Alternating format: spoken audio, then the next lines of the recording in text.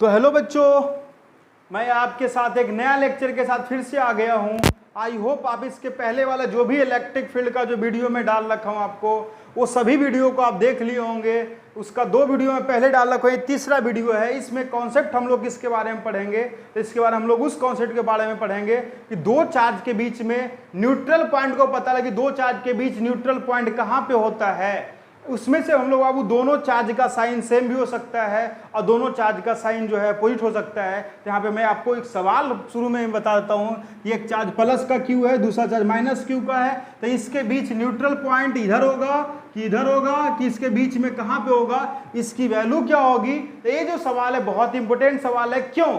क्योंकि इसका जवाब आप जब निकालोगे ना, सॉल्यूशन करूंगा तो एक बार इसको रोक करके देखिएगा, इसको बनाइएगा, आपके पास इसका सॉल्यूशन नहीं होगा। तो आइए मैं इस वीडियो में इसके सॉल्यूशन को भी करने वाले हैं और साथ में वीडियो के लास्ट में 2 जो है आईआईटी मेंस के सवाल को मैं कराऊंगा। तो आप इस वीडियो को बनाए रखिएगा और जब भी टाइम मिलता है आप पूरे चीज़ों को, पूरे वीडियो को एक साथ देखिएगा और कॉपी कलम निकाल लीजिए। आई होप आप सभी लोग फिट, मगन और मस्त होंगे। आइए हम लोग शुरुआत करते हैं। न्यूट्रल पॉइंट के बारे में समझते हैं कि न्यूट्रल पॉइंट होता क्या है। ये बाबू पहले जो ये टॉपिक पीछे लिखा हुआ है उसको पहले एक बार उतार लो, स्क्रीन को रोक करके, उसके बाद मैं इसको समझा दूंगा। तो मैं यहाँ पे पहले रोक लो स्क्रीन, उसके बाद उतार ले। चलिए आप लोग उतार लिए होंगे तो काउंट करता हूँ 1 2 3 और स्टार्ट करता हूँ मैं, ठीक है। ये कॉन्सेप्ट क्या है बाबू, तो कहता है न्यूट्रल पॉइंट पता कीजिए किसके बीच में, दो चार्ज के बीच में, कि दो चार्ज के बीच में न्यूट्रल पॉइंट कहां पे होगा। तो सर न्यूट्रल पॉइंट का मतलब क्या हुआ, तो न्यूट्रल पॉइंट का मतलब होता है, उसको बोलते हैं उदासीन बिंदु। तो उदासीन बिंदु कहां पे होगा, तो इसका मतलब पहले समझाता हूं। कहता है कि बाबू अगर न्यूट्रल पॉइंट जिसको अगर कोई पॉइंट न्यूट्रल होगा, उसका मतलब ये होगा कि उस पॉइंट पे दोनों चार्ज की वजह से जो इलेक्ट्रिक फील्ड आएगा, अगर उन दोनों को जोड़ा जाए तो उन दोनों को जोड़ने के बाद ई नेट का मान 0 होना चाहिए। तो जहां किसी भी पॉइंट पे अगर इलेक्ट्रिक फील्ड, दोनों चार्ज की वजह से जो इलेक्ट्रिक फील्ड है, अगर उसको ऐड किया जाए तो उसकी वैल्यू अगर 0 आता है तो वो पॉइंट न्यूट्रल पॉइंट कहलाएगा। तो 0 कब होगा सर, तो 0 होने का कंडीशन एक आता है बाबू कि दोनों इलेक्ट्रिक फील्ड, दोनों चार्ज का वजह से जो इलेक्ट्रिक फील्ड होगा वो दोनों का डायरेक्शन अपोजिट होना चाहिए, ठीक है सर। और साथ में ये भी कंडीशन होना चाहिए कि दोनों का मैग्नीट्यूड भी सेम होना चाहिए और डायरेक्शन अपोजिट होना चाहिए। मैग्नीट्यूड का मतलब होता है परिमाण, दोनों का मैग्नीट्यूड भी बराबर होना चाहिए। तो सर कहता है कि दो चार्ज जो होते हैं ना, उसके 2 केस हो सकते हैं। क्या? दोनों चार्ज का साइन सेम हो सकता है तो उसको बोलते हैं लाइक चार्ज। दोनों चार्ज का साइन अलग अलग हो सकता है, चिन्ह अलग अलग होगा, नेचर अलग होगा। तो मतलब एक प्लस का होगा, दूसरा माइनस का होगा। अगर इसमें सेम होता है तो दोनों प्लस का होगा या तो दोनों माइनस का होगा। तो मैं यहाँ पे इसके नीचे बोलता है कि अब कहाँ पे इलेक्ट्रिक फील्ड 0 होता है, तो मैं यहाँ पे एक पॉइंट लिखा हुआ है। कहता है जो ये दोनों चार्ज जिसका सेम चार्ज होगा उसके लिए कंडीशन ये कहता है कि न्यूट्रल पॉइंट जो होगा वो दोनों चार्ज को जो लाइन मिलाता है ना, उसके बीच में होता है, ठीक है सर, बीच में होता है, और छोटे वाले चार्ज के पास होता है। तो सर दोनों चार्ज के बीच में चेक कर लेता हूं पहले, कैसे आप गलत बता रहे हो। तो देखो चेक करके बाबू क्या होगा। अब इस पॉइंट को मैं यहां पे चेक करना चाहता हूं। अगर मैं मान लूं बाबू कि Q1 का मान छोटा है और Q2 का मान बड़ा है, तो जो न्यूट्रल पॉइंट होगा Q1 के पास होगा, ठीक है सर। यहाँ पे चेक करो पहले कि दोनों का डायरेक्शन अपोजिट है कि नहीं है। तो देखो जहां पे भी इलेक्ट्रिक फील्ड चेक करना है, हम लोग लाते हैं टेस्ट चार्ज को, Q0 को। तो अगर मैं ये Q0 यहाँ पे लाता हूँ तो ये प्लस का चार्ज है बाबू, तो यहाँ पे इसके वजह से इलेक्ट्रिक फील्ड का डायरेक्शन इधर होगा, इसका नाम दिया मैंने U1। ये भी प्लस का चार्ज है बाबू, तो ये प्लस का चार्ज है, तो यहाँ पे इलेक्ट्रिक फील्ड दूर की ओर होगा, इसका नाम दिया मैंने E2 नाम दिया हुआ है, ठीक है सर। देखो ना बाबू दोनों का डायरेक्शन अपोजिट है, तो मतलब हो सकता है इलेक्ट्रिक फील्ड का मान 0। अच्छा बाबू एक पॉइंट मैं इधर देख लेता हूँ, इधर भी पॉइंट पता लगाता हूँ। इधर यहाँ पे देखो, मान लो कि ये Q2 का मान छोटा है, तो मैं इधर देख रहा हूँ। तो अगर मैं इधर देखना चाहूंगा बाबू तो यहाँ पे Q0 को लाएंगे। जब Q0 को लाएंगे तो ये प्लस का चार्ज है, इसका वजह से भी इलेक्ट्रिक फील्ड इधर होगा, ये भी प्लस का चार्ज है तो इसकी वजह से भी इलेक्ट्रिक फील्ड इसी डायरेक्शन में होगा। तो देखो अपोजिट होना, पहले तो कंडीशन ये है कि दोनों का डायरेक्शन अपोजिट होना चाहिए। यहाँ पे तो अपोजिट है ही नहीं, यहाँ पे दोनों चार्ज के मिलाने वाली रेखा के बाहर नहीं होता है, बल्कि दोनों चार्ज के मिलाने वाली रेखा के बीच में होता है, ठीक है सर। अगर वो अनलाइक चार्ज होगा तो तो अगर अनलाइक चार्ज होता है बाबू तो कहता है न्यूट्रल पॉइंट जो होता है ना, दोनों चार्ज के मिलाने वाली रेखा के मिलाने वाला जो लाइन है उसके बाहर तथा छोटे वाले चार्ज के पास में होता है। दोनों चार्ज के मिलाने वाले लाइन के मिलाने वाली लाइन से बाहर तथा छोटे वाले चार्ज के पास में होता है। देख लो ध्यान से समझो। अगर बीच में होगा तो क्या होगा सर, बीच में अगर मैं पहले चेक कर लेता हूं बीच में जीरो है कि नहीं बाबू। यहाँ पे मैं क्यू नोट को लाऊं तो ये क्यू नोट को लाने के बाद इसको मैं अगर यहाँ पे देखूं बाबू तो ये प्लस का चार्ज है तो इसकी वजह से इलेक्ट्रिक फील्ड इधर होगा। ये माइनस चार्ज है तो इसकी वजह से भी यहाँ पे इलेक्ट्रिक फील्ड होगा, ये भी इधर क्यों, क्योंकि ये माइनस का है तो इधर माइनस है तो इलेक्ट्रिक फील्ड उसी डायरेक्शन में होता है। अब प्लस वाले चार्ज से दूर क्यों होता है, तो यहाँ पे देखो जरा E1 और E2 दोनों क्या है, सेम डायरेक्शन में है, तो बीच में इलेक्ट्रिक फील्ड का मान जीरो नहीं होगा। इसका मतलब किधर होगा, तो लिख बता दिया हूँ पहले कि दोनों चार्ज के लाने मिलाने लाइन के बाहर तथा छोटे वाले चार्ज के पास में होता है। तो हम लोग इधर देख लेते हैं, इस पॉइंट को देखते हैं। इधर अगर देखोगे तो अगेन क्यू नोट को लाओ हुआ, क्यू नोट को लाओगे तो ये प्लस का चार्ज है, इसकी वजह से यहाँ पे इलेक्ट्रिक फील्ड इधर की होगा, ये माइनस का चार्ज है, इसकी वजह से इलेक्ट्रिक फील्ड इधर होगा। ये हो जाएगा E1, ये हो जाएगा E2। बाबू देखो दोनों का डायरेक्शन क्या है, अपोजिट है, और डायरेक्शन अपोजिट है तो यहाँ पे इलेक्ट्रिक फील्ड का मान जीरो हो सकता है। तो आइए हम लोग उस पॉइंट को पहले ढूंढते हैं, उसके लिए क्या क्या फॉर्मूला लगाना पड़ेगा उसको देख लेते हैं। वही फॉर्मूला सभी क्वेश्चन में आपको लगाना है। तो ये जो है ना कॉन्सेप्ट बोर्ड एग्जाम में पूछे जाते हैं और अलग अलग एग्जाम में पूछे जाते हैं। तो मैं इसको मिटा देता हूँ, उसके बाद मैं इसको डेरिवेशन को बताता हूँ आपको। पहले सबसे पहले हम लोग बताते हैं कि वो न्यूट्रल पॉइंट कहाँ पे होगा, उसकी वैल्यू क्या होगी। तो मैंने यहाँ पे लिया है भाई दोनों चार्ज किसका है सर, प्लस का है, दोनों चार्ज प्लस का लिया बाबू। तो दोनों चार्ज अगर प्लस का होगा बाबू तो मैंने बोला था कि भाई दोनों चार्ज का साइन अगर सेम होगा तो इलेक्ट्रिक फील्ड दोनों के लाइन के बीच में होगा तथा छोटे वाले चार्ज के पास में होगा। अगर मैं छोटे वाला चार्ज मान लूँ कि यहाँ पे Q1 जो है छोटा है किससे, Q2 से है, तो न्यूट्रल पॉइंट कहाँ पे होगा, Q1 के पास में होगा। तो Q1 के पास मैंने बोला कि Q1 के पास एक मैंने पॉइंट लिया हुआ है, वो पॉइंट जो है इससे जो है कितना डिस्टेंस पे है, x डिस्टेंस पे है। ठीक है सर, तो इस पॉइंट पे हम किसको लाएंगे बाबू, तो क्यू नोट को ला करके इलेक्ट्रिक फील्ड चेक करते हैं। तो ये प्लस का चार्ज, ये भी क्यू नोट टेस्ट चार्ज होता है, ये भी प्लस का होता है, तो इसके वजह से इलेक्ट्रिक फील्ड डायरेक्शन में होगा, E1 का डायरेक्शन इधर हो जाएगा। ये देखो बाबू Q2 है, तो अगर Q2 है तो इसके वजह से यहाँ पे भी इलेक्ट्रिक फील्ड होगा, यहाँ पे प्लस का है तो यहाँ पे इलेक्ट्रिक फील्ड डायरेक्शन में होने वाला है। ये बोल दिया मैंने E2। ठीक है, मैंने बोला था ना कि पास में होता है, चेक करता हूँ मैं, मान लेता हूँ कि यहाँ पे जीरो है। अगर जीरो है इसका मतलब क्या होगा, ई नेट का मान क्या होगा बाबू, जीरो होगा। E1 और E2 को जोड़ेंगे तो वैल्यू जीरो होना चाहिए। अच्छा जीरो कब होगा, जब कहता है कि E1 और E2 दोनों का मैग्नीट्यूड सेम होगा तभी ना जीरो होगा। E1 और E2 का मान क्या होना चाहिए, E1 और E2 का मान क्या होना चाहिए, बराबर होना चाहिए। ठीक है सर, बराबर है। E1 का वैल्यू निकाल लो बाबू पहले।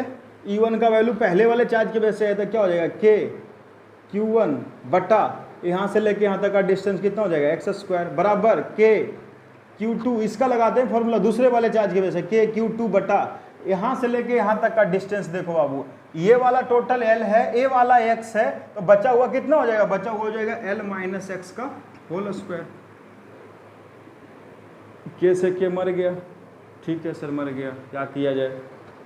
देख लो बाबू इसको मैं इधर ले लेता हूँ, तो L माइनस x का ये होल स्क्वायर आ गया बटा x का हो जाएगा होल स्क्वायर बराबर Q2 डिवाइड बाई क्या आ रहा है बाबू, Q1 आ रहा है। ठीक है सर। अच्छा बाबू दोनों में स्क्वायर है तो इसको आप कॉमन कर सकते हैं, कॉमन कर लो, L माइनस एक्स बटा एक्स का क्या कर दोगे, होल स्क्वायर कर दोगे, बराबर क्या हो जाएगा, Q2 बटा Q1 हो जाएगा बाबू। अगर स्क्वायर यहाँ से हटेगा तो ये किसके अंदर आ जाएगा, ये रूट के अंदर आ जाएगा बाबू, तो यहाँ पे ये बचेगा। देखो ध्यान से, अगर आप इसको और सोल्व करोगे तो x को दोनों में से भाग दे दो तो क्या हो जाएगा, L बटा एक्स हो जाएगा, माइनस x को x से भाग दोगे तो कितना हो जाएगा, 1 हो जाएगा, बराबर किसके बराबर, अंडर रूट Q2, उसके बाद क्या है, बटा क्या है बाबू, Q1 है। किसका मान चाहिए, x का ही मान चाहिए ना, तो x का मान निकालने का तरीका क्या होगा बाबू, देखो ध्यान से, यहाँ पे L बटा एक्स माइनस 1 लिखा हुआ है, इसको सोल्व कर लिए क्या हो जाएगा। देखो अगर मैं यहाँ पे 1 को उधर भेज दूँ, 1 को उधर भेज दूंगा तो क्या हो जाएगा मान, तो मान हो जाएगा L बटा एक्स बराबर अंडर रूट Q2 बटा क्या हो जाएगा बाबू, Q1, और ये माइनस हो जाएगा तो किसका हो जाएगा, प्लस का हो जाएगा। ठीक है सर बाबू, इसको आप एलसीएम भी ले सकते हैं। एलसीएम लेने का तरीका क्या होगा, तो एलसीएम लेने का देखो ये चीज़ को ध्यान से समझोगे पहले बाबू कि कैसे कैसे क्या करते हैं। अगर आप एलसीएम को लेते हो तो एलसीएम लोगे तो क्या हो जाएगा, बोलो एल बट्टा एक्स बराबर एलसीएम लोगे, नीचे में क्या आ जाएगा वो, नीचे में आ जाएगा रूट Q1 और ऊपर में क्या हो जाएगा, ऊपर में हो जाएगा रूट Q2 हो जाएगा बाबू, और प्लस का क्या हो जाएगा Q1 हो जाएगा। ठीक है सर, हमको किसका मान चाहिए, x का मान चाहिए, उल्टा करना पड़ेगा तो x को उल्टा कर दो, x बराबर ऐसे करके लिखो x बट्टा l बराबर उल्टा कर दो रूट अंडर Q1 बटा अंडर रूट Q2 प्लस क्या हो जाएगा बाबू Q1 हो जाएगा। हमको किसका मान चाहिए, हमको x का मान चाहिए, तो x बराबर क्या हो जाएगा बाबू अंडर रूट Q1 बटा अंडर रूट क्या हो जाएगा Q2 plus under root Q1 और इंटू क्या हो जाएगा बाबू इंटू एल आ जाएगा। ये फॉर्मूला आप दिमाग में बैठा लो। x का मान कितना होगा अंडर रूट Q1 बटा under root Q2 plus Q1 into L हो जाएगा। एल क्या है, दोनों चार्ज के बीच का डिस्टेंस। आई होप ये बात को आपको समझ में आ गया होगा। ठीक है सर, एक चीज ध्यान रखो कि Q1 क्या है, Q1 जो है बाबू स्मॉलर चार्ज है, स्मॉलर चार्ज मतलब ये छोटा वाला आवेश है, और Q2 जो है बाबू कैसा चार्ज है, तो Q2 बड़ा वाला चार्ज होएगा। एक ही याद रखना है कि Q1 कौन सा चार्ज है, स्मॉलर है, तो Q2 हो जाएगा लार्जर चार्ज। ठीक है सर, आई होप ये बात आपको समझ में आ गया होगा। तो इसका भी डेरिवेशन देख लेते हैं बाबू कि इसका डेरिवेशन क्या होगा। तो इसका डेरिवेशन मैं बता देता हूँ, देख लीजिए अब इसको ढंग से।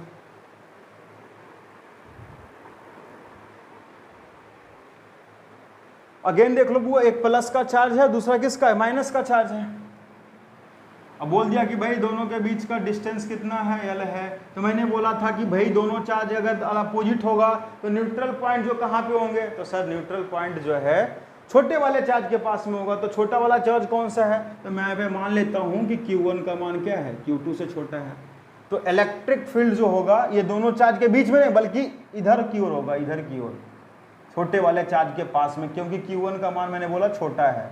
यहाँ पे इलेक्ट्रिक फील्ड का मान 0 होगा बाबू। मैंने बोल दिया कि ये वाला डिस्टेंस यहाँ से कितना है, x है। अगेन वही चीज ले रहा हूँ। ठीक है, तो इस पॉइंट पे पहले इलेक्ट्रिक फील्ड देख लो, किसको ला के Q0 को ला करके चेक करो।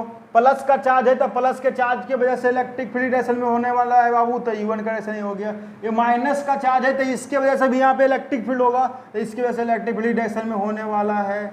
सर ठीक है सर, इसका मतलब ये न्यूट्रल पॉइंट है। यहाँ पे अगर दोनों इलेक्ट्रिक फील्ड को जोड़ेंगे तो ई नेट का मान 0 होगा। 0 कब होगा, तो एक भी कंडीशन बोल सकते हैं कि E1 का मान किसके बराबर होना चाहिए बाबू, तो कहता है E1 का मान जो है बराबर होना चाहिए किसके, E2 के बराबर होना चाहिए। ठीक है सर, दोनों निकाल लो, E1 का मान निकालो बाबू। E1 का मतलब इसके Q1 के वजह से, तो क्या हो जाएगा K Q1 बटा x का स्क्वायर कर दोगे बराबर K Q2 divide by Q2 से लेके इस पॉइंट का डिस्टेंस, ए वाला एल हो गया, ए वाला एक्स हो गया, तो क्या हो जाएगा बाबू एल प्लस एक्स का क्या हो जाएगा, होल स्क्वायर हो जाएगा। ठीक है सर, कैसे के मर गया। अगेन वही प्रोसेस है बाबू, क्या कर लोगे एल प्लस एक्स बटा एक्स का, इसको भी होल स्क्वायर कर सकते हैं।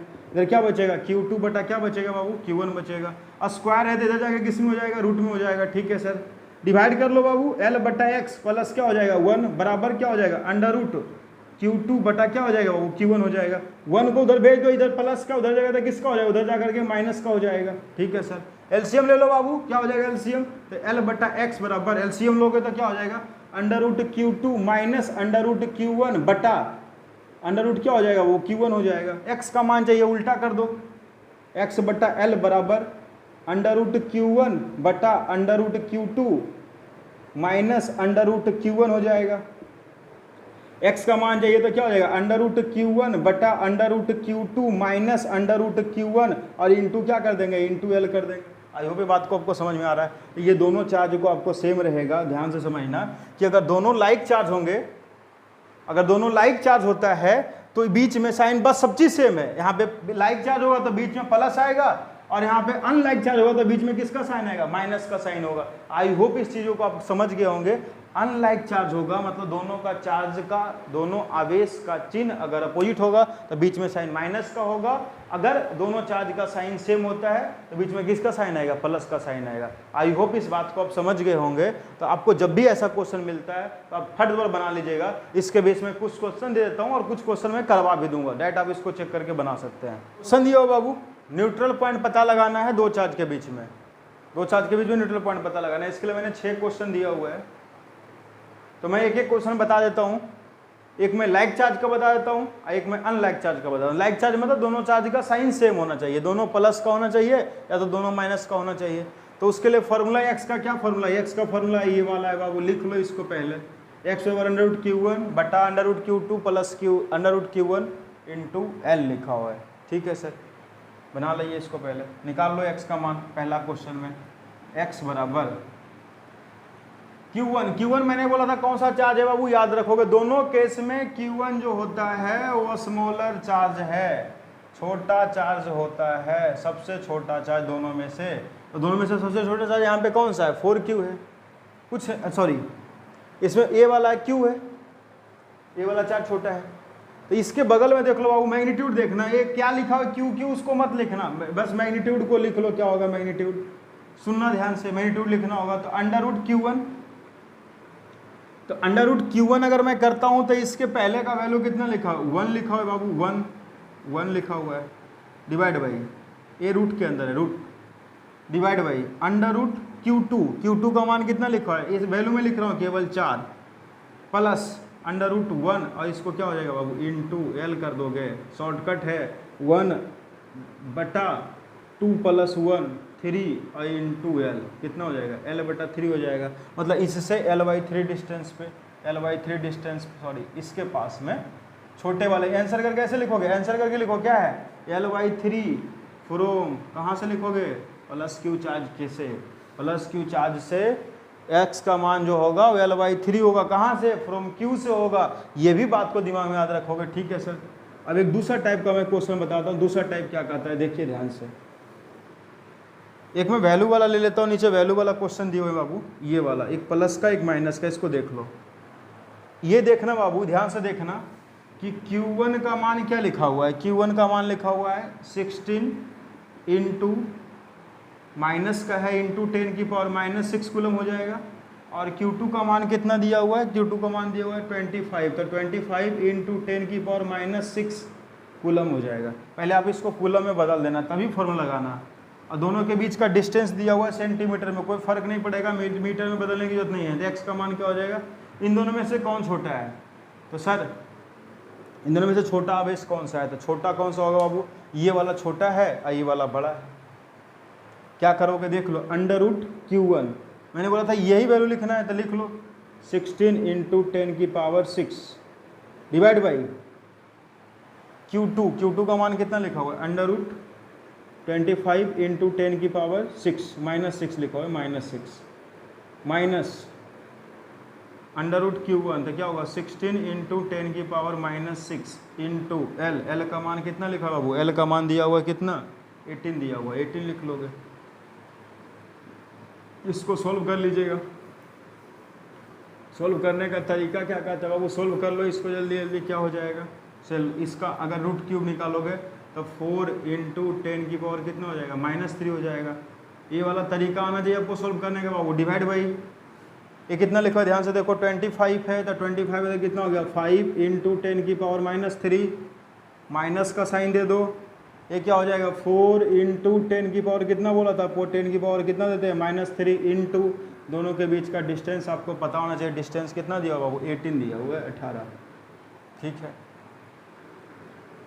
x बराबर कॉमन कर लोगे यहाँ पे से 10 की पावर -3 कॉमन हो जाएगा, 5 में से 4 गया 1 हो गया, तो क्या बचेगा वो 4 गुना 10 की पावर -3 डिवाइड बाई 10 की पावर 3 कॉमन कर लो, -3 कॉमन करो तो क्या बचेगा 5 - 4 बचेगा, इंटू क्या है 18 है, ये 10 की पावर -3 कैंसिल हो गया, कितना बचेगा वो 4 इंटू 18 हो गया, मतलब 72 सेंटीमीटर। कहाँ से, तो 72 सेंटीमीटर फ्रॉम छोटा वाला चार्ज कौन सा है बाबू, छोटा वाला चार्ज है ए वाला, तो फ्रॉम कितना कूलम -16 माइक्रो कूलम, किधर की ओर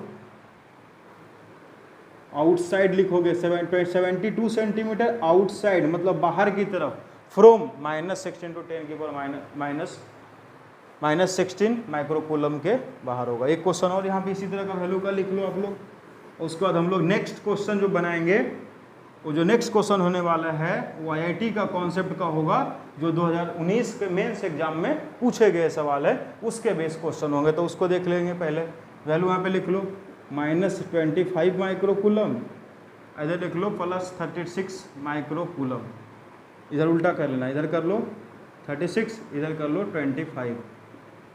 आई होप ये बात, दोनों के बीच का डिस्टेंस जो है लिख लो, यहाँ पे लिख लो कितना, यहाँ पे लिख लो 12 सेंटीमीटर। तो आई होप ये 6 क्वेश्चन होगा। मैंने 2 बता, मतलब 7 क्वेश्चन है जिसमें 2 बता रखा है, 5 अब इसको बना लेते हैं। और आइए हम लोग देखते हैं 2019 के प्रीवियस ईयर्स के आईआईटी के जो क्वेश्चन है उसको मैं देखता हूँ।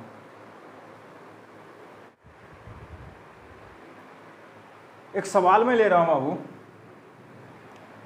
कि दोनों चार्ज प्लस का रहे, दोनों का मैग्नीट्यूड बराबर है। देखो पर ए भी प्लस का क्यू है, ए भी प्लस का क्यू है। यहाँ पे बाबू एक माइनस के क्यू है, यहाँ पे प्लस का क्यू है। और दोनों कैसे बताना है न्यूट्रल पॉइंट कहाँ पे होगा? रुक करके जरा एक बार सोचना जरा कहाँ पे होगा। तो यहाँ पे तो बड़ा आसान है बाबू न्यूट्रल पॉइंट ढूंढना। क्या होगा बाबू, ये भी प्लस का क्यू है, ये भी प्लस का क्यू है, तो कहता है इसका न्यूट्रल पॉइंट बीच में होता है। तो एक्स का मान क्या होगा? तो एक्स मान √Q1। Q1 का मान कितना है बाबू? 1 है, यहाँ पे कर दोगे, ऊपर में 1 हो जाएगा, यहाँ पे भी 1 हो जाएगा, इनटू इसके बीच का डिस्टेंस L है, तो मैंने बोल दिया ये L हो गया। ठीक है, 1 1 1 कितना हो जाएगा? एक्स का मान कितना हो जाएगा? L/2। चलो इसका तो जवाब सही आ गया।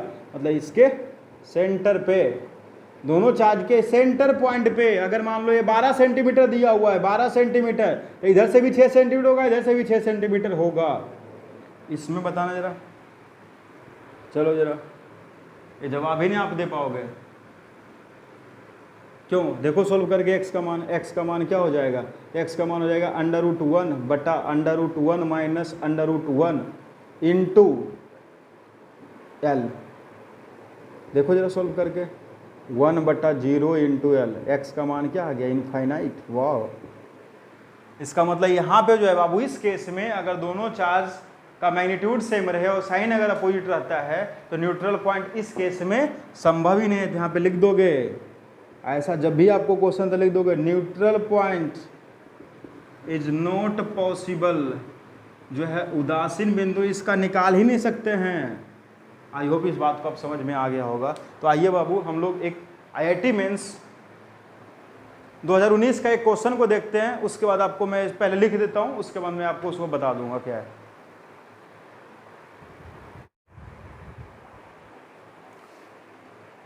बाबू इस क्वेश्चन को पहले लिख लीजिए। आईआईटी मेन 2019 का क्वेश्चन है, तो ये क्वेश्चन को पहले 1-2 बार पढ़ लीजिए अच्छे से। ये ऑप्शन आपके दिए हुए हैं, ये ऑप्शन जो दिए हुए वेक्टर फॉर्म में दिए हुए हैं बाबू। तो इस क्वेश्चन को पहले बनाए जाते हैं, कैसे कैसे होता है देखिए। इस क्वेश्चन को मैं समझाता हूँ क्या दिया हुआ है। इस क्वेश्चन में दिया हुआ ये है बाबू, सुनिएगा ध्यान से। क्वेश्चन में ये दिया है कि एक चार्ज जो है 1 मीटर पे रखा हुआ है, एक्स एक्सिस पे कितने मीटर पे? 1 मीटर पे। कितने का है? तो कहता है √10 माइक्रोकूलम का चार्ज रखा हुआ है। एक रखा हुआ है 4 मीटर पे, कितने का रखा हुआ है? 25 माइक्रोकूलम। एक किसका है? माइनस का है। कहता है वाई एक्सिस पे एक पॉइंट है जो 3 मीटर डिस्टेंस है, यहाँ से 3 मीटर के ऊपर का पॉइंट। यहाँ पे पूछा इलेक्ट्रिक फील्ड क्या होगा। ये बाबू प्लस का चार्ज है, तो इसके वजह से जो इलेक्ट्रिक फील्ड होगा उसकी डायरेक्शन इधर होगा।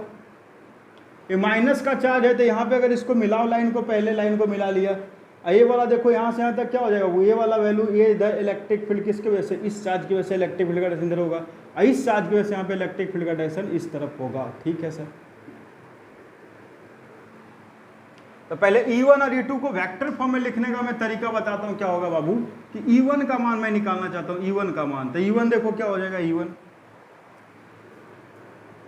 ए वाला लाइन मान लिया कि ये एंगल बना रहा है θ1, ए वाला इसके साथ बना रहा है θ2 बना रहा है।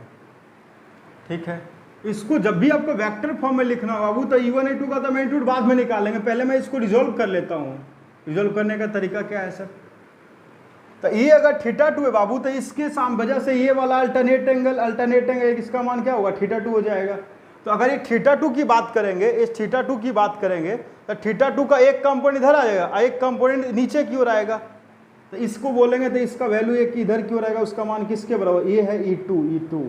तो इसका मान क्या हो जाएगा बाबू? इसका मान हो जाएगा E2 और cos θ2 लिखते हैं। एक इधर की ओर आएगा, उसका मान क्या होगा? उसका मान होगा E2 sin θ2 हो जाएगा। तो लिख लो बाबू यहाँ पे E2 का मान क्या हो जाएगा? तो E2 का मान वेक्टर फॉर्म में लिखो, क्या हो जाएगा बोलो? E2 cos θ2। और ये देखो एक्स एक्सिस में इस डायरेक्शन में है, पॉजिटिव एक्स में है, तो इसके लिए डायरेक्शन दोगे तो क्या दोगे? आई कैप दोगे। ये नीचे की ओर है वाई एक्सिस में, तो इसका मान क्या लिखोगे E2 और साथ में लिखोगे साइन थीटा 2 और साथ में क्या लिखोगे, नीचे की डायरेक्शन है लिखोगे माइनस का जे कैप लिखोगे। ठीक है सर, ये बात तो आपने बता दिया, सही सही समझ में आ गया है। ठीक है सर, अब यहाँ पे बाबू किसका किसका मान निकालना है, E2 का, cos थीटा 2 का और किसका sin थीटा 2 का मान निकालना है। देख लो यहाँ पे, अगर मैं बात करूंगा sin थीटा 2 का, तो ये वाला देखो, ये वाला डिस्टेंस कितना है बाबू, 3 मीटर है, और यहाँ से यहाँ तक डिस्टेंस कितना, ये वाला 4 है, तो ये वाला कितना हो जाएगा, 5 हो जाएगा। तो sin थीटा 2 परपेंडिकुलर अपॉन तो ये कितना वाला 3/5 आ जाएगा। ऐसे ही cos थीटा 2 का मान निकाल लीजिए, cos थीटा का मान कितना हो जाएगा, ये वाला वैल्यू कितना है 4, तो ये हो जाएगा 4/5 हो जाएगा। E2 वेक्टर बराबर बाबू क्या लिखोगे, E2 को कॉमन कर लो, कॉमन कर लिया, क्या हो जाएगा बाबू, cos थीटा 2 और साथ में i cap minus E2 sin theta 2 और साथ में क्या आया, जे कैप आया हुआ है। ठीक है सर, वैल्यू निकालो सर, क्या होगा, तो E2 वेक्टर बराबर, E2 का मान निकालना, वो इलेक्ट्रिक फील्ड निकालना इस चार्ज की वजह से फॉर्मूला का था KQ, तो 9 गुना 10 की पावर 9 गुना इसका वैल्यू कितना दिया हुआ है, तो इसका वैल्यू दिया हुआ 25 × 10 की पावर -6 डिवाइड बाई ये वाला डिस्टेंस है, ये वाला डिस्टेंस कितना है 5, तो यहाँ पे कर दोगे 5 का whole square into cos theta 2, cos theta 2 का मान कितना है 4/5, तो पहले लिखोगे 4/5 का आई कैप माइनस ये हो जाएगा 3/5, तो 3/5 का क्या लिख दोगे, जे कैप लिख दोगे। ठीक है सर, ये 25 है, 25 कैंसिल हो गया, क्या बचा बाबू, देखो E2 वेक्टर बराबर, इसको सोल्व करो कितना होगा 9 × 10 की पावर 3 और क्या बचा हुआ अंदर में 4/5 का आई कैप माइनस 3/5 का जे कैप। यहाँ पे देखोगे सबके पास 10 की पावर 2 है, तो 10 की पावर 2 बाहर रखो, बाहर रख लो, 10 की पावर 2 बाहर कर लिए, ये क्या बचेगा बाबू 90 को अंदर ले जाओगे तो ये 9×5 जो कितना होगा 72 का आई कैप हो जाएगा, ये जाएगा इधर की तो कितना हो जाएगा, ये हो जाएगा 54 का जे कैप हो जाएगा। आई होप E2 का मान निकालने आप सीख गए होंगे। ऐसे ही किसका मान निकाल लेंगे, E1 का मान निकालना होगा, तो E1 का मान देखो, E1 का मान वेक्टर फॉर्म में लिखना है। अगेन बाबू ये वाला देखो ध्यान से, ये थीटा 1 है, तो ये इसके सामने ये भी थीटा 1 हो जाएगा, कितना हो जाएगा थीटा 1, इसको मैं मिटा देता हूँ इधर वाले को, तो ये थीटा 1 होगा बाबू, तो इसका एक कंपोनेंट इधर होगा, एक कंपोनेंट इधर आएगा, एक कंपोनेंट इस डायरेक्शन में होगा, इस डायरेक्शन में, एक कंपोनेंट इधर होगा, इसका मान इसके साथ बन रहा है थीटा 1, तो इसका मान क्या हो जाएगा E1 cos थीटा 1, इसका मान क्या हो जाएगा E1 sin थीटा 1 हो जाएगा। वेक्टर फॉर्म में लिख दो, क्या क्या लिखोगे बाबू, E1 वेक्टर बराबर E1, ये देखो x का पहले लिखो, E1 x में है तो cos थीटा 1 इधर की ओर है, x एक्सिस निगेटिव की तरफ है, तो यहाँ पे क्या लिखोगे माइनस का आई कैप लिखोगे, प्लस इसको लिख लो E1 sin थीटा 1 और यहाँ पे क्या लगा दोगे, ऊपर की ओर है z y प्लस में होता है तो जे कैप लगा दिया वहाँ पे। ठीक है सर, अब देखो ध्यान से, E1 वेक्टर बराबर, E1 कॉमन कर लो, E1 कॉमन कर लोगे अंदर क्या बचेगा, अगेन cos थीटा 1, ये साइन माइनस का है तो माइनस cos थीटा 1 और साथ में लगा दोगे आई कैप, यहाँ पे कॉमन करोगे तो क्या हो जाएगा साइन थीटा 1 और साथ में क्या लगा दोगे, जे कैप लगा दोगे। लगा लो फॉर्मूला बाबू, यहाँ पे cos थीटा 1 और साइन थीटा 1 का, cos थीटा 1 इसमें देखोगे ये वाला वैल्यू कितना दिया, ये वैल्यू 1 है तो 1 अपॉन ये वाला वैल्यू चाहिए, तो ये वाला वैल्यू कितना है 3, ये वाला वैल्यू कितना है 1, ये वाला वैल्यू 1 है तो ये कितना हो जाएगा √10 हो जाएगा, तो यहाँ पे क्या हो जाएगा 1/√2, ऐसे निकालोगे साइन थीटा 1 ये कितना हो जाएगा 3/√10 हो जाएगा।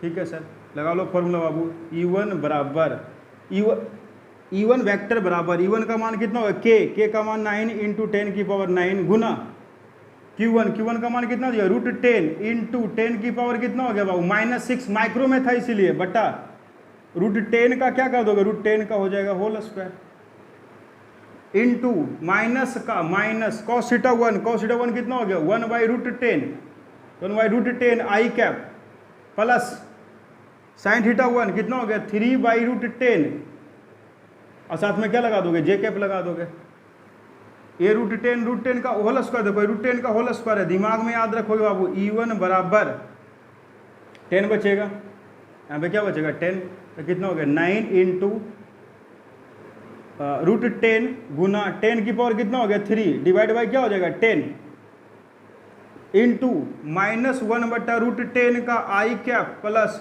3/√10 का क्या हो जाएगा बाबू जे कैप हो जाएगा। ठीक है सर, इसको गुना कर लीजिए बाबू, इसको गुना कर लीजिए आपस में, ये एक मर गया और हमको कितना 10 की पावर 2 बाहर चाहिए, तो अंदर में कितना जाएगा 9√10 जाएगा। तो E1 वेक्टर बराबर 9√10 अंदर भेजो तो √10 कैंसिल हो जाएगा। गुना कर लो इसको, दोनों में √10 है, पहले इसको इससे गुना कीजिए तो √10 कैंसिल हो गया, तो क्या बचेगा माइनस का 9 बचेगा और 10 की पावर 2 है, तो 10 की पावर 2 को कॉमन कर लीजिए पहले, इसको अंदर ले जाओ तो √10 कैंसिल हो जाएगा, ये 9 बचेगा, तो माइनस का 9 आई कैप बचेगा। अब इसको भी अंदर ले जाइएगा तो √10 कैंसिल हो गया, 9 गुना 3 हो गया, ये हो गया 27 का जे कैप। ठीक है, E1 और E2 का मान निकल गया बाबू। अब हमको क्या निकालना है, ई नेट निकालना है उस पर, तो ई नेट बराबर दोनों को जोड़ना होगा, तो दोनों को जोड़ना होगा तो पहले तो 10 की पावर 2 दोनों में है, तो दोनों में है तो कॉमन कर लो और आई को आई के साथ जोड़ दो, ये 72, ये ऐसे -9 का जोड़ोगे तो कितना होगा 63 आ जाएगा, आई कैप हो जाएगा। ये प्लस का 27 है, -54 है, तो कितना हो जाएगा -27 जे कैप हो जाएगा। यही आपका इलेक्ट्रिक फील्ड का वैल्यू आ गया। ऑप्शन देख लो, ऑप्शन नंबर कौन सा हो जाएगा, ऑप्शन नंबर ए हो जाएगा। समझ गए होंगे इस क्वेश्चन को, आई होप ये बात को समझ गए होंगे। कुछ नहीं करेंगे, पहले E2 को रिजोल्व करेंगे तो एक ही डायरेक्शन में जाएगा, एक नीचे की ओर आएगा, तो ई डायरेक्शन वाले है, एक्स एक्सिस का प्लस क्या है, यहाँ पे मैंने लगा दिया आई कैप, ये नीचे की ओर है, यहाँ पे लगा दिया माइनस जे कैप। ऐसे ही इसको जब रिजोल्व करोगे तो इधर की ओर है तो एक्स माइनस में हो जाएगा, यहाँ पे हो जाएगा माइनस का आई कैप, ये वाला हो जाएगा प्लस का जे कैप। बस वैल्यू रख के सॉल्व कर लीजिएगा। आइए हम लोग नेक्स्ट क्वेश्चन देखते हैं। तो एक और सवाल है, ये भी मेंस के सवाल हैं, 2019 के सवाल हैं। स्क्रीन को रोक करके एक बार लिख लीजिए क्वेश्चन को, एक बार बनाने का ट्राई कीजिए। पहले मैं क्वेश्चन को समझा देता हूँ, अगर नहीं बना है तो क्वेश्चन को मैं समझाता हूँ, तो समझने कुछ बच्चे होंगे जो ट्राई कर लीजिए पहले से, और जो ट्राई नहीं कर पाते मैं उनको एक बार क्वेश्चन को समझाता हूँ, उसके बाद आपको बनाता हूँ क्या कहता है। 4 चार्ज है वो, 4 चार्ज है, 4 चार्ज दिए हुए हैं, और जो चारों चार्ज है ना बाबू, कहाँ कह रहा है कि कहाँ कहाँ पे रखा हुआ है, तो ये सुनो, कहता है ना कि एक चार्ज जो है, पहला चार्ज जो है वो y बराबर -2d पे रखा हुआ है, मतलब यहाँ पे कहीं पे रखा होगा चार्ज। उसकी वैल्यू कितना है, उसकी वैल्यू है -q। एक चार्ज d पे रखा हुआ है, d पर, मतलब यहाँ से यहाँ तक डिस्टेंस कितना दिया हुआ है, यहाँ से यहाँ तक डिस्टेंस दिया हुआ है 2d, d पे रखा हुआ है प्लस का चार्ज। और ऐसे ही ऊपर एक यहाँ पे एक d पॉइंट है, वहाँ पे भी +q चार्ज है। ऐसे ही वो एक ऊपर पॉइंट यहाँ पे है जहाँ पे चार्ज 2d है। ये वाला भी डिस्टेंस, अगेन ये वाला भी डिस्टेंस कितना दिया, ये वाला डिस्टेंस भी 2d है, ये वाला भी डिस्टेंस d है, ये वाला भी डिस्टेंस कितना दिया हुआ है, d दिया हुआ है। तो कहता है x एक्सिस पे एक पॉइंट है जो d डिस्टेंस पे है, उसके बजाय उस पॉइंट पे इन चारों के वजह से इलेक्ट्रिक फील्ड निकालिए। देखो ध्यान से बाबू क्या होगा, इस चारों चार्ज का इलेक्ट्रिक फील्ड यहाँ पे होगा, सबको आप मिला लो ऐसे करके, तो सबको मैंने मिला दिया ऐसे करके मिला लीजिए। ऐसे ही इसको भी मिला लो आप ऐसे, और इसको भी ऐसे ही मिला लो। अब सबके वजह से इलेक्ट्रिक फील्ड देखोगे बाबू क्या क्या होगा, किधर किधर। ये प्लस का चार्ज है, तो प्लस का चार्ज है तो इसके वजह से इलेक्ट्रिक फील्ड इधर होगा। इसका मान लो, नाम ना दो लो, मान लो E1 नाम ले दो, E1 समझिएगा ध्यान से। और ये भी देखो प्लस का Q है, ये प्लस का है, ये भी प्लस का था, ये प्लस का Q, ये प्लस का Q, तो इसके वजह से भी इलेक्ट्रिक फील्ड डायरेक्शन में होगा। तो अब दोनों का देखो बाबू ध्यान से, डिस्टेंस ये वाला भी सेम है, ये वाला भी, ये डिस्टेंस D है, ये वाला D है, ये वाला भी D है, ये वाला भी D है, तो दोनों E1 और E2 का मान क्या होगा, सेम होगा। तो इसको E1 बोला हूँ तो इसको मैं E1 बोल देता हूँ, E1 है, ठीक है सर। ऐसे ही इसको देखो +2d पे बाबू ये माइनस का चार्ज है, तो इसके वजह से इलेक्ट्रिक फील्ड डायरेक्शन में होगा, इसको बोला मैंने E2। ऐसे ही इसकी वजह से भी इलेक्ट्रिक फील्ड डायरेक्शन में होगा, इसको बोल दिया मैंने E2। ठीक है सर, आई होप ये बात को आप समझ रहे होंगे। जितना एंगल बाबू ये बनाएगा उतना ही एंगल ये भी बनाएगा, तो इसको मैंने बोला θ1, ये भी बोल दिया मैंने θ1। वैसे ही जितना एंगल ये बनाएगा, ये मैंने बोला θ2, वही एंगल इसके साथ ही बनेगा, ये भी θ2 हो जाएगा। अगेन सर वही तरीका है, वेक्टर सम करना है आपको बाबू। 4 इलेक्ट्रिक फील्ड है, आपको 4 इलेक्ट्रिक फील्ड होगा। तो यहाँ पे इलेक्ट्रिक फील्ड की ई देखो E1 है, सुनो ध्यान से, ये थीटा, ये वाला देखो θ1 है बाबू, तो ये भी θ1 हो जाएगा। ये θ1 है तो ये भी कितना हो जाएगा, θ1 हो जाएगा। इसको रिजॉल्व कर दो, एक कंपोनेंट इधर आएंगे, एक कंपोनेंट इधर जाएगा। तो जब आप इसको रिजॉल्व करोगे, यहाँ पे भी देखो बाबू डिस्टेंस सेम था तो E2 और E2 का मान सेम हो जाएगा। एक E1 के वजह से ऊपर जाएगा, इसका मान भी क्या हो जाएगा, E1 sin θ1। ऐसे ही ये नीचे की ओर आएगा, ये भी मान हो जाएगा E1 sin θ1। इसका एक कंपोनेंट इधर आ जाएगा, तो इसका भी मान इधर हो जाएगा, तो इसका मान क्या हो जाएगा, E1 cos θ1। ये भी इधर ही हो जाएगा, क्या हो जाएगा बाबू, E1 cos θ1। इसका भी एक कंपोनेंट इधर आ जाएगा। ऐसे ही जब आप इसको रिजॉल्व करोगे इसको, तो इसका भी एक कंपोनेंट इधर आएगा और इसका जो है इसी का एक कंपोनेंट ऊपर जाएगा। ध्यान से सुनोगे, यहाँ पे 4 इलेक्ट्रिक फील्ड है, क्या क्या, एक इधर की ओर है बाबू, इधर की ओर सुनना ध्यान से, एक ऊपर है, इधर है, एक इसी के ऊपर एक और आएगा, एक इधर की ओर है 2, इधर भी है 2, इधर भी 2 है, सब दिशा में 2 है। अच्छा इधर कौन कौन है, एक है E1 cos θ1 और एक है sin θ1 है, sin θ1। ये क्या हो जाएगा E1, ये है E2 sin θ2। अरे E2 का एक कंपोनेंट इधर आ जाएगा, एक ऊपर जाएगा, क्या हो जाएगा E1 sin θ1 और ऊपर क्या हो जाएगा, ऐसे ही E2 sin θ2 हो जाएगा। ऐसे इधर की ओर देखोगे तो क्या हो जाएगा E1 cos θ1 और यहाँ पे भी क्या आ जाएगा E2 cos θ2। इधर की ओर देखोगे, इधर क्या हो जाएगा बाबू, अगेन E1 cos θ1 और साथ में E2 आ जाएगा। इधर E2 ना, इधर E2 देखो, E2 है, तो E2 cos θ1 और इधर ही क्या हो जाएगा E2 cos θ2 हो जाएगा। इधर है बाबू 1 होगा, क्योंकि देखो इसका भी एक कंपोनेंट इधर, भी इसका भी एक कंपोनेंट इधर आ जाएगा। तो E1 cos θ1 और E1 cos θ1, इसका एक कंपोनेंट ऊपर जाएगा E1 sin θ1। ऐसे ही इसका एक कंपोनेंट नीचे आएगा E1 sin θ1। जब इसकी बात करोगे तो इसका एक कंपोनेंट इधर हो जाएगा, एक कंपोनेंट नीचे हो जाएगा, तो E2 sin θ2 और एक इधर जो हो जाएगा E2 cos θ2। तो यहाँ पे देखो बाबू, यहाँ पे हमको निकालना है, क्या निकालना है, इलेक्ट्रिक फील्ड निकालना है कि भाई कि किस तरह से रिलेशन रखता है। तो इसको मैं मिटा देता हूँ पहले, आप इसको जब मिटा दोगे तो इसको अब सोल्व करना है। क्या सोल्व करना है, तो इसको मैं सोल्व कर देता हूँ। देखो बाबू, जितना वैल्यू नीचे है उतना ही वैल्यू किधर होगा, ऊपर होगा। अरे जितना वैल्यू ऊपर है उतना वैल्यू किधर होगा, नीचे होगा। हमको डी के साथ संबंध बताना है, तो ये वाला चीज़ को देखेंगे कि इसका डी के साथ क्या संबंध रखता है, इधर की ओर, इधर वाला जो डी है उसके साथ क्या संबंध रखता है। तो इसको हम लोग सॉल्व करते हैं।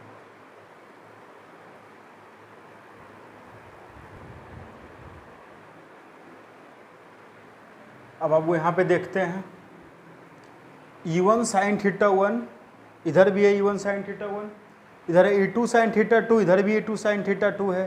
तो ये दोनों को ऐड करेंगे तो y वाला में इधर वाला, अगर मैं y वाले को जोड़ूंगा कि इसको जोड़ूंगा और इसको जोड़ूंगा तो ये दोनों का मान सेम हो जाएगा। इसका मतलब इलेक्ट्रिक फील्ड, ये दोनों को जोड़ेंगे तो इसकी वैल्यू 0 हो गया, y में नेट इलेक्ट्रिक फील्ड का मान 0 हो गया। इसमें देखो अब इधर है E1 cos θ1, इधर है E1 cos θ1, इधर भी है E2 cos θ2, इधर भी है E2 cos θ2 है, दोनों तरफ ये दिया हुआ है बाबू। अब यहाँ पे हमको चाहिए क्या करेंगे, तो दोनों को जोड़ देंगे, इधर दोनों को जोड़ देंगे और घटा देंगे। तो ई का मान क्या हो जाएगा, इधर हो जाएगा 2E1 cos θ1 minus 2E2 cos θ2। Formula याद है 2 गुना E1 इलेक्ट्रिक फील्ड इसके वजह से है, ये प्लस क्यू चार्ज के वजह से। तो ये वाला डिस्टेंस E1 के क्यू डिवाइड बाई ये वाला डिस्टेंस, ये वाला डिस्टेंस बाबू d है, यहाँ से यहाँ तक d है, ये वाला बड़का d है, यहाँ से यहाँ तक बड़का d है। तो ये d है, ये d है, तो क्या हो जाएगा, इसका वैल्यू क्या हो जाएगा, under root D square plus D square. Under root का होल स्क्वायर होगा, यहाँ पे क्या होता है बाबू, यहाँ पे अंडर रूट का होल स्क्वायर करते हैं तो अंडर रूट हट जाएगा, तो यही बचेगा। और cos θ1, तो cos θ1 क्या होता है बाबू, बेस बटा हाइपोटेनस, तो बेस का मान d बटा under root D square plus D square. ऐसे E2 का मान देख लो, 2E2 के क्यू बटा डिस्टेंस, डिस्टेंस कौन सा, ए वाला डिस्टेंस यहाँ से यहाँ तक कितना है, यहाँ से यहाँ तक डिस्टेंस है 2D, ये वाला डिस्टेंस कितना है डी, ये हो जाएगा D square plus 4d square का अंडर रूट का होल स्क्वायर, अंडर रूट हट जाएगा और कॉस थीटा 2 है तो कॉस मान लिख देंगे हम लोग कॉस थीटा 2, मतलब ये थीटा 2 है यहाँ से यहाँ तक, मतलब ये वाला ट्रायंगल को देखोगे बड़ा वाला ट्रायंगल, ये बेस हो गया, ये वाला हाइपोटेनस हो गया, तो बेस बटा हाइपोटेनस हो गया, ठीक है। अच्छा इसको ऐसे भी लिख सकते हैं, इन दोनों को कॉमन कर लीजिए, ये दोनों पूरे में कॉमन है तो कॉमन 2k3d कॉमन कर लिया, ये देखो D square plus D square, इसका पावर 1 है, इसका पावर 1/2, कितना हो जाएगा, ऊपर ले चले गए तो -3/2 हो गया, ऐसे इसका भी पावर 1 हो गया, इसका पावर 1/2 हो गया, तो ऊपर गया तो कितना हो गया -3/2 हो गया बाबू, ठीक है। अब यहाँ पे क्या करेंगे बाबू, इसको हम बाइनोमियल फॉर्मूला यहाँ पे लगाना पड़ेगा सोल्व करने के लिए, तो हमने क्या किया यहाँ पे डी स्क्वायर से इसको डिवाइड किया है, तो डी स्क्वायर से डिवाइड करोगे और मल्टीप्लाई भी करोगे, तो डिवाइड करोगे तो ये हो जाएगा 1, ये हो जाएगा डी स्क्वायर बटा डी स्क्वायर, और ब्रैकेट खोल के अगर बाहर आएंगे तो देखो ध्यान से यहाँ पे हमने डिवाइड किया है, तो सुनना ध्यान से, डिवाइड भी करेंगे और उतना ऐसे उसको क्या करेंगे मल्टीप्लाई भी करेंगे, तो पावर -3 है बाबू, तो जब मल्टीप्लाई करोगे डी स्क्वायर की पावर अगर रहेगा -3/2 रहेगा बाबू, तो जब इसको आप सोल्व करोगे 2 से 2 मर गया तो कितना बचेगा 1/d की पावर 3 बचेगा, तो d की पावर 3 इधर आ गया, 1/d स्क्वायर -3/2, यहाँ पे 1/4d स्क्वायर बटा डी स्क्वायर की पावर -3/2, इस पे लगा देंगे बाइनोमियल का फॉर्मूला बाबू। बाइनोमियल का फॉर्मूला क्या कहता है, तो ये वाला टर्म तो यही रहेगा, ये वाला ध्यान से देखना है चीज़ों को पहले बाबू। क्या करते हैं कि यहाँ पे डी स्क्वायर से मैंने कहा कि डी स्क्वायर से मैंने इसको किया है, तो डी स्क्वायर से भाग दिएगा तो इसमें डी स्क्वायर साथ में मल्टीप्लाई में भी पड़ा हुआ है टर्म, तो मल्टीप्लाई में टर्म पड़ा हुआ तो बाबू वो टर्म नीचे आ जाएगा, तो वो टर्म नीचे गया तो पावर कितना हो गया, हमें पावर 3 हो जाएगा, तो पावर 3 तो एक डी कैंसिल हो गया, तो हमें क्या हो गया 2k³ बटा D square into binomial formula है बाबू, इसका अगर इस टर्म का बाइनोमियल फॉर्मूला लगाना तो क्या हो जाएगा 1 - 3/2 डी स्क्वायर बटा डी स्क्वायर लिखते हैं, तो 1 - 3/2 डी स्क्वायर बटा डी स्क्वायर, ब्रैकेट क्लोज कर दिया, माइनस इस पे लगाते हैं तो 1 + 3/2 4d स्क्वायर बटा डी स्क्वायर हो जाएगा, ठीक है सर। अब इसको ब्रैकेट खोल दो तो 1 - 3/2 डी स्क्वायर बटा डी स्क्वायर, ये ब्रैकेट खुलेगा ये -1 हो जाएगा, ये प्लस माइनस माइनस हो जाएगा, 3/2 4d स्क्वायर बटा डी स्क्वायर हो गया बाबू। तो देखो ध्यान से, ये प्लस का है, इस दोनों को जब सोल्व करोगे तो 4 × 12 बटा 12 ये 2 हो जाएगा, इधर है 3 है, तो 12 में से 3 गया था कितना हो गया 9, तो 9/2 डी स्क्वायर बटा डी स्क्वायर हो गया। यहाँ पे भी डी स्क्वायर बाबू, यहाँ पे भी डी स्क्वायर, डी के टर्म में पूछ रहा है ना कि ई को है डी के साथ क्या संबंध होता है, ये दोनों गुना हो जाएगा तो डी की पावर 4 हो गया नीचे में, तो ई वाला कौन सा हो जाएगा, ऑप्शन नंबर डी हो जाएगा। आई होप ये चीज़ आपको समझ में आ गया होगा। तो मैं आइए आपसे विदा लेता हूँ, और आपको नेक्स्ट जो वीडियो लेक्चर आने वाले हैं, वो जो नेक्स्ट लेक्चर होगा वो इलेक्ट्रिक डायपोल का होगा, तो आइए हम लोग उसको देखेंगे।